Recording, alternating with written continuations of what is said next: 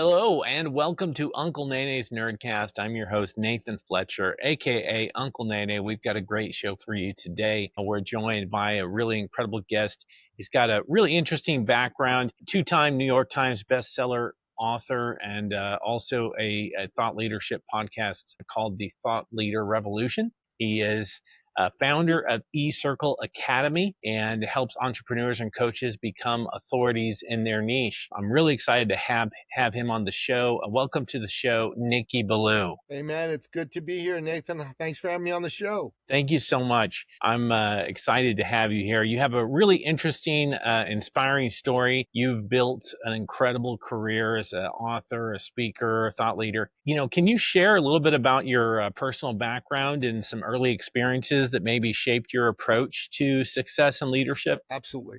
I'm actually originally an immigrant from the Middle East. I'm a Christian from Iran, country that's been in the news the last little while. And when I was 11 years old, the Islamic Revolution took place in Iran. And there were gun battles in the streets. And my mom and dad, they were like, whoa, this is not a place to raise a family, let alone a Christian family. So they made a plan, and they took me and my two brothers out of Iran. It took them 2 years to get us out of Iran. We went to Greece, and then 2 years later, we came to Canada, where I now live. Now, at the time, I was a kid, right? I didn't want to leave my home. I didn't want to leave my friends. But as time went on, I could see the nobility of my mom and dad's sacrifice. They took us from a legacy of tyranny to a legacy of freedom. And I believe inside every human breast beats the living heart of freedom. And the Islamic Republic of Iran is the locus of evil and tyranny in the modern world. There are people right now that are demonstrating in the streets to get rid of this evil government so that the repression they've had on the people of Iran can be gone. That'll be a good thing for the world, right? But we came here and I started to see, man, you could speak out against the government, no biggie. You could, if a girl could walk outside without having to cover her hair. I mean, all of that was powerful. All of that was amazing, important. And if you're an entrepreneur, you need freedom, man. Without freedom, you can't have free expression. Without free expression, you can't have free enterprise. Without free enterprise, you can't go out there and make your entrepreneurial dreams come alive, right? And my dad was an entrepreneur. Nathan, he was the greatest man you would have ever met, man. If you were looking for work, he'd sit you down in his office, call all his buddies until he got you a job. Nathan, if you were trying to start a business, he'd sit you down in his office. He'd listen to your ideas, give you advice, connect you with his contacts to get you access to capital, customers, even if you were competing with him, because he didn't really believe in competition. And if you were his friend and you were trying to buy a car or a house and the bank wouldn't quite give you enough, you need an extra 1,000, 2,000, 5,000, whatever the case may be, Dad would write you a check for the balance as a loan. And if you tried to pay him back, he'd say, get out of here. Don't insult me. That's what a legacy to come from. That's incredible, very inspiring. Yeah. One of the things that we talk a lot about in the science fiction and fantasy world, I want to circle in on, is we talk about the revolution against the empire, right? The rebellion against the evil empire. You come from that background in real life. And so how does coming from that background, and it's still going back in your home country, how does that skew your perspective on the West and things that maybe we take for granted? Well, I just feel really grateful to live in a free country and be able to make my dreams come alive. One of the best science fiction books that illustrates this is an old Robert Heinlein book. I don't know if you're familiar with Robert Heinlein's books, if you've read any of them. It's called The Moon is a Harsh Mistress. Yeah. It's a fantastic book, and it's really about a rebellion against empire on the moon, and I recommend everybody read that book because it's a good read. It's a fun read, but it really is a metaphor for what's really going on in real life right now. Yeah. You've been able to speak at interesting and notable places, work for major organizations like RBC and Lululemon, and you've coached many entrepreneurs. Do you have somewhat of a hero's journey, something that we identify with in the fantasy and sci-fi movies? Do you have your own hero's journey? Well, I think I've been describing it to you now, right? I mean, leaving Iran, coming to Canada, and then I got into the world, of being a businessman. And I wanted to help other entrepreneurs. My dad would always tell me, son, life is about people, not money. I go, okay, Dad. He said, even business, son's about people, not money. And I go, Dad, you can't do business without money, right? He said, true. But without people, there's no need for money. Because all business is solving problems for people for a profit. You solve acute problems for amazing people, you make an awesome profit. That's the awe-inspiring purpose of business. And I got into business to help entrepreneurs, especially coaches, consultants, solopreneurs, good men and women who were good at what they did, but maybe weren't good at sales and marketing and branding and visibility and all that. Because I was good at it. I mean, I came from an entrepreneurial family. I understand business. And really, that's what it's been all about for me. I'm here to help people. My dad would say to me, son, everyone needs a little encouragement, a little someone to believe in them. Every man, every woman, you, me, everybody. So what Yeah. I do, man, my hero's journey, as it were, is I'm a professional believer in people. I'm a professional encourager. I sit down with you and I encourage you. I see what's great about you. I make you believe in yourself. I give you that little spark that turns into a roaring fire, and then you're off into the races. And I got That's tons of great. stories like that. That's great. That's excellent. You know, you mentioned that one of your favorites was Starship Troopers and the classic sci-fi movie there. Tell me a little bit about what spoke to you about that movie. Why did that connect with you in such a way? So Heinlein was a libertarian. I don't know, if you were aware of that, but he was very much a champion of the individual. And many of his novels have that motif. Now, he speaks to the majesty and the goodness of the individual. I mean, if you read Stranger in a Strange Land and Grokking, man, that's just a beautiful book and a beautiful novel about the gorgeousness and the beauty of the human spirit. But Starship Troopers, man, that's a cry for freedom. It's a cry for standing up for that which you love and believe in.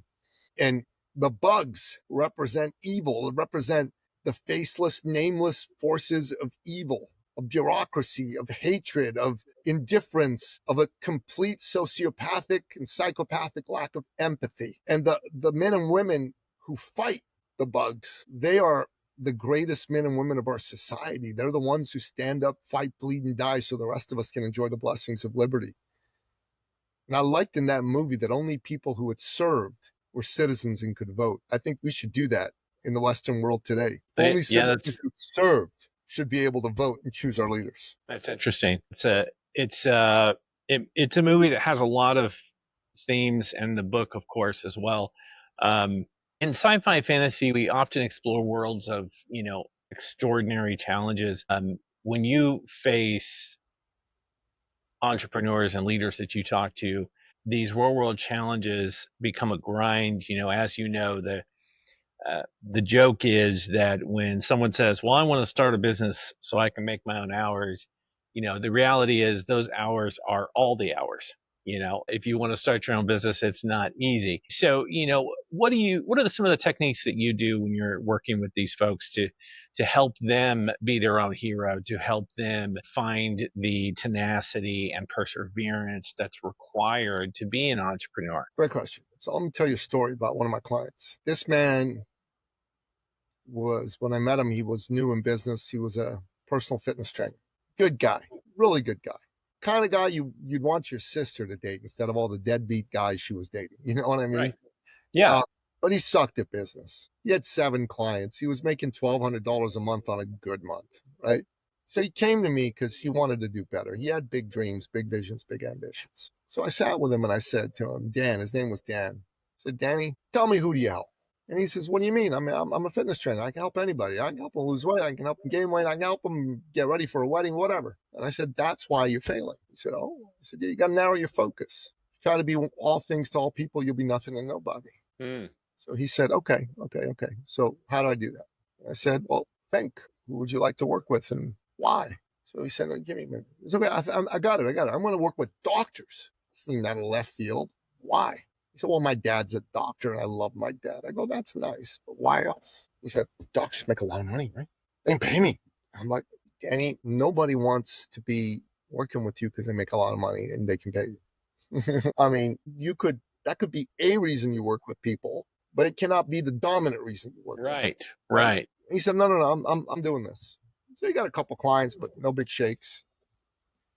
A couple months later, I go to him, I go, Danny, we need to change this. He says, okay, you want me to narrow my focus, right? He says, I work with cardiologists. They make more money than doctors. Danny, no, that's not how it's done. No, I'm doing it.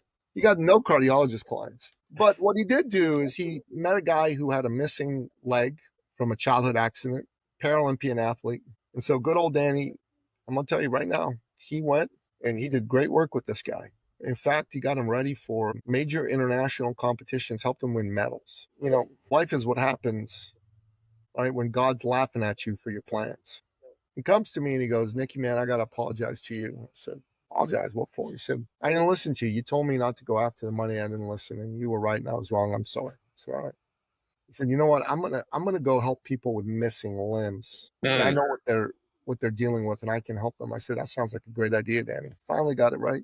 yeah. Well, within 6 weeks with zero ad spend on word of mouth alone, he signed up 400 clients. Wow. He could no longer do one-on-one coaching. He had to create some sort of group hybrid model. His monthly income went from 1,200 a month to over 100 grand a month by not Fantastic. going after the money. Right. And just put yourself in the shoes of people with missing limbs. Why did they flock to Dan?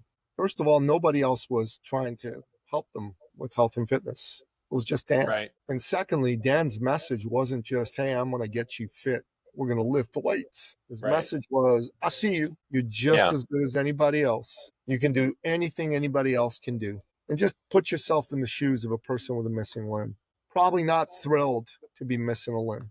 Probably upset about it, probably resentful about it, probably wish they had all their limbs. So to have someone give them a message of like, hey, I see you, you're just as good, capable as anybody else, that message spoke to their soul. That's why he Yeah. was able to Danny, do so well he was so able far. to fill that purpose for them and for himself, find that purpose. And I think when you have a purpose, it really makes a difference. It And does. that's something that is really important, especially if you're going to stay motivated as an entrepreneur. The other thing that you mentioned was that Twilight Zone, the original Twilight Zone, was a big attraction to you. Yes. Is there an episode that particularly resonated with you, or just the series in general? Man, the whole series was great, but there's a couple episodes that were pretty darn amazing. There was one episode that was made shortly after Fidel Castro overthrew the Batista government and introduced his repressive communist regime there. And it was showing how the Fidel character was like killing all the people around him because he just got paranoid. There was another episode with Lloyd Bachner, who had been on Dynasty as one of the bad guys. Mm, There was some aliens had come to Earth and they had a book, and the cover of the book said "To serve man." And everybody was right. all excited about these guys, but he felt something was off, and they figured it out. He figured it out, and they arrested him because it was a cookbook to serve Yeah. man, right? Yep. Yep. Um, Famous episode there for sure. and there was another episode with this young boy who could, with his mind, do whatever he wanted, and he could read your mind, and if you upset him, he'd kill you, destroy you, turn you into something not so great. So everybody around him was freaked out, right? Because they had to always be happy just to keep him happy. And that was what it was at. That was a pretty wild episode. Yeah. So, what was it that really kind of resonated with you? Do you think of, is there something that connects back to kind of leadership or personal insight from those shows, or was it just because it was a part of your early childhood? They were just very clever and very well done. I think human beings learn and grow through story. And the better the stories are, the more we connect and resonate with them and the more we learn. Stories teach timeless truths if they're well told and well done. It's one of the reasons I'm really not much into watching a lot of current movies, because a lot of them they've gone away from that. They're trying to tell a woke point rather than tell a beautiful story. I mean, Rod Serling, you could go watch any of the episodes in the Twilight Zone and you could be uplifted as a human being for having watched them. Yeah. You could learn something. I mean, the episode with Fidel Castro foreshadowed that even a revolution with great intentions, if it puts too much power in the hands of a man with gargantuan appetites, which it did in the case of Fidel Castro, can go horribly wrong and be worse than the regime that it replaced, which is what happened in Cuba. I mean, the communist regime was 1,000 times worse than the Batista regime. And that was an incredible lesson, right? I mean, when I learned in real life from being an Iranian and being a child during the time of the Islamic Revolution, and the Lloyd Bachner episode was, be careful. Things aren't always what they seem to be. Yes. Do your The research. Ronald Reagan said it right. Trust but verify. Trust but verify. And I thought that was powerful. yeah, those with power will do anything to keep it. Those with no power will do anything to get it. It's a reoccurring theme in science fiction and fantasy for sure. Yes. And in all really, I think, great stories, we have that. When you look at something like Starship Troopers, there's themes of like duty and honor, and I would imagine there's a lot of parallels between that and your leadership and being Yes. an entrepreneur. What kind of, things do you try to, when you're working with people, do you try to get through to them about duty, honor, things like that? That's a great question. I have a no asshole rule with the people I work with. You got to Right. be a good human being. Ab- And if you're not, I don't want to work with you. And for me, that's somebody who cares about their fellow man. They want to Yeah. win, they want to succeed, but they care about their fellow man. They want to see them win and succeed as well. So Right. that's something that I've been really focused on and have been successful in attracting those kinds of people to our work. Secondly, you got to have a desire to make a difference. And there's a difference we're all born to make, but we got to figure out what that difference is. You know what I'm saying, Nate? Yeah. And the Yeah. sooner you figure it out, the better. Right. Yeah. Right. Absolutely. I think it's so important. If you can get paid to do something you love and fulfill some kind of purpose, you've won the lottery. That's Yes. absolutely true and is rare. Most people,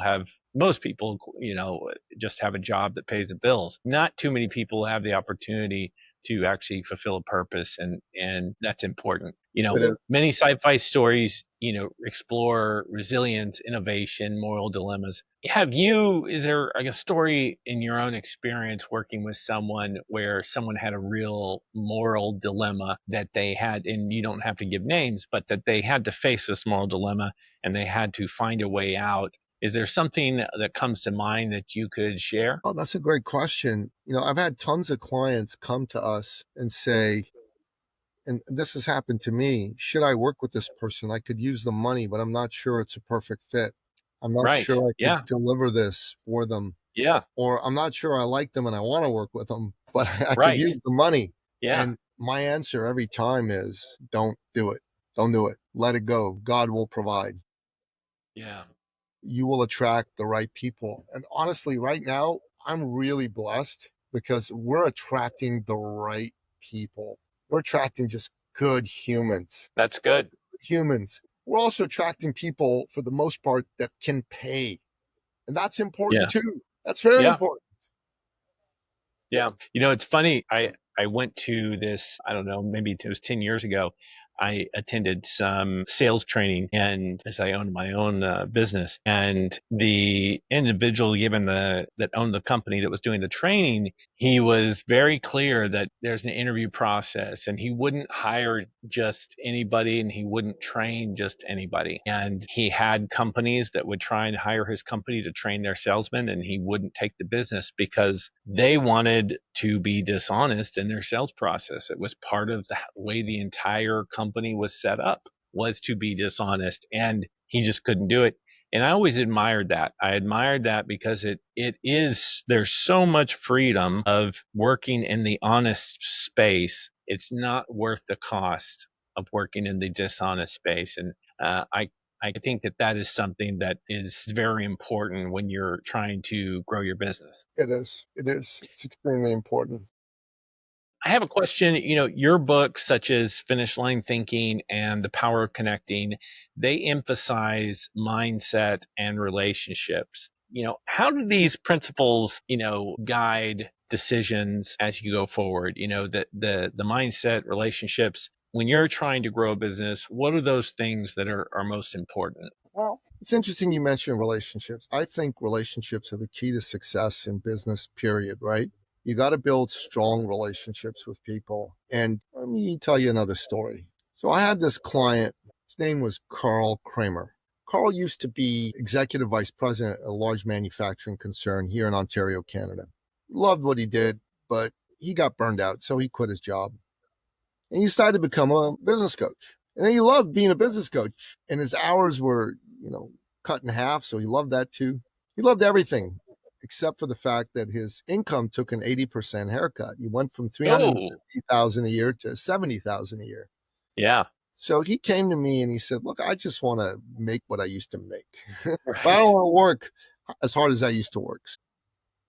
We helped Carl. We helped him do this little exercise that we do, right? And this exercise, it's actually a pretty kick-ass exercise. Let me see if I can find it here.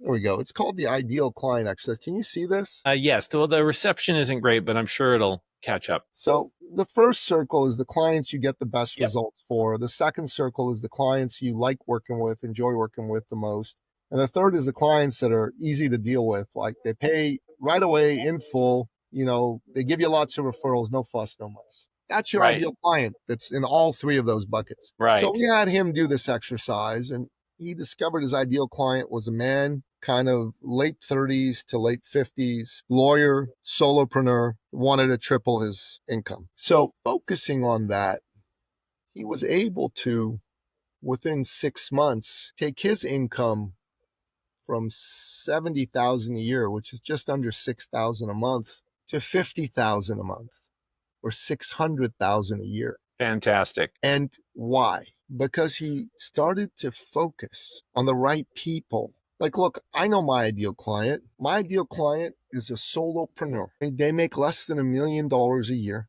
They might have like an assistant, but that might be it. They're good people and they're good at what they do. What they're not as good at is selling, marketing, and branding themselves so they're visible. They actually kind of suck at that. Suck, Nathan, is a technical business term. Yes. Right.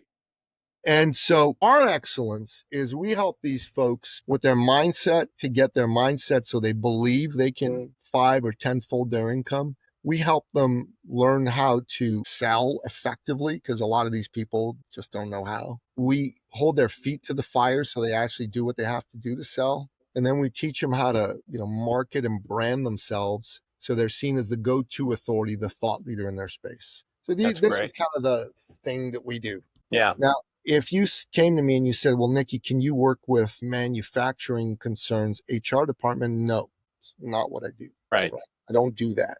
I'm not good at that. Now, what I am good at is what I said to you I am good at. So when I run into the people that are my ideal clients, I go, okay, I can help them. I got the skill set. I know their problem. I can help them. The next thing I'm looking for is, are they good people? Do I like them? If the answer to that is no, I won't work with them.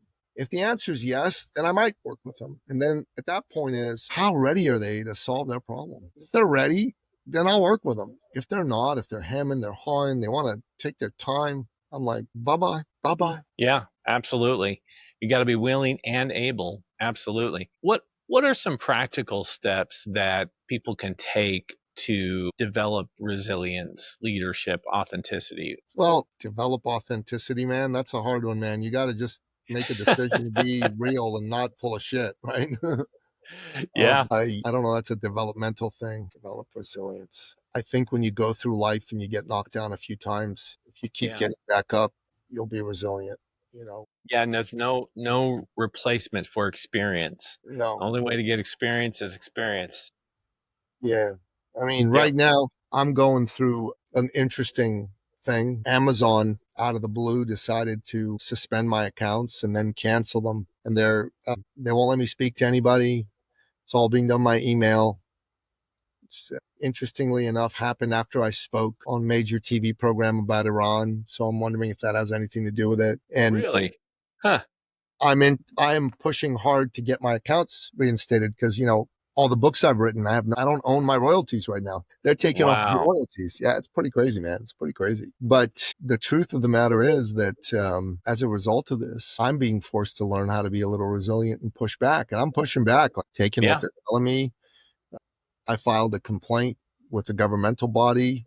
I've gone online and I've tagged Andy Jassy, the CEO of Amazon, and Doug Yeah. Harrington, CEO of their Amazon stores Huh. division. And I've said, hey, this is what's going on. I've reached out to someone in charge of Amazon public relations. Let's see what happens. Wow. But I'm going to keep pushing. It's part of what I got to do. When adversity comes at you, you got to come right back at it sometimes. Yeah. Absolutely. Well, good for you. Good on you for doing that. You got to have that. Um, Where can listeners that are listening to this or watching this podcast, if they want to find those books, I guess they can't find them on Amazon. Do you have a website we could drive them to? The books are on Amazon. I'm not going to get paid for them right now. They shut down my access to the. Um, Understand, right? Okay. yeah, it's kind Well, of messed up. well, thank you for coming. But it's okay. I'm sure you'll pull through. I hope it gets resolved for you. I really do appreciate you coming on the show and taking the time to talk to us. Is there anything you'd encourage our listeners to do? Any website you'd like to drive them to, or Instagram or anything like that? My main website is ecircleacademy.com. If you're a business owner Okay. and you want to have a conversation with me about your business, there's a button there called Book a Success Call, or you go to ecircleacademy.com/appointment. That's the best place to send them. Yeah. Right. Sounds great. Well, thank you very much to our listeners and viewers. We thank you for watching another episode of Uncle Nene's Nerdcast. I'm your host, Nathan Fletcher. And as I close out every episode, please, for the love of God, please stay nerdy. Thank you. Love it.